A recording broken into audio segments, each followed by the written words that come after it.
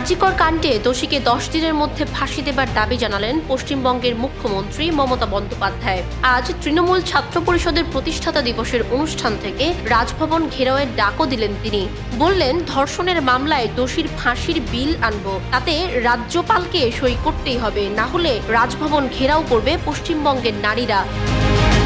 আরজিকর কাণ্ডের প্রতিবাদী আন্দোলনের অভিমুখ ঘোরানোর চেষ্টা করছে বিরোধীরা, এমন অভিযোগেও সরব হলেন তৃণমূল সুপ্রিমো মমতা বন্দ্যোপাধ্যায়। বললেন, ওরা ডেড বডি চায়, আমরা বিচার চাই।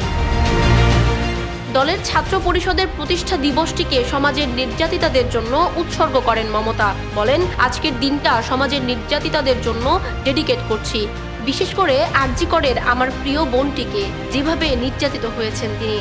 নির্যাতিতদের প্রতি ও তাদের পরিবারের জন্য উৎসর্গ করছি। একদিকে বিজেপির ডাকা 12 ঘন্টার ধর্মঘট, অন্যদিকে গেরুয়া বাধা উপেক্ষা করে কলকাতার মেয়র রোডে তৃণমূল ছাত্র পরিষদের প্রতিষ্ঠা দিবসের মেগা অনুষ্ঠান। রাজনৈতিক বিরতি থেকে ফিরে সেই মঞ্চে ভাষণ দিলেন তৃণমূলের সর্বভারতীয় সাধারণ সম্পাদক অভিষেক বন্দ্যোপাধ্যায়। আবারও ধর্ষণের মতো অপরাধ রুখতে কেন্দ্রকে কড়া আইন আনার কথা বললেন তিনি।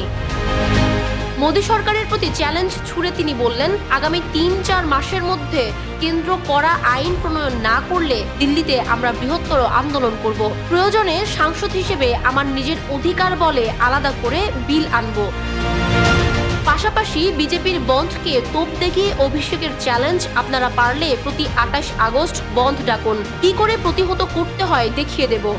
অভিষেক বলেন, আমি কথা দিয়ে রাখলাম, এই আন্দোলন দিল্লি পর্যন্ত নিয়ে যাব। শুরু তুমি করেছো, শেষ আমি করব।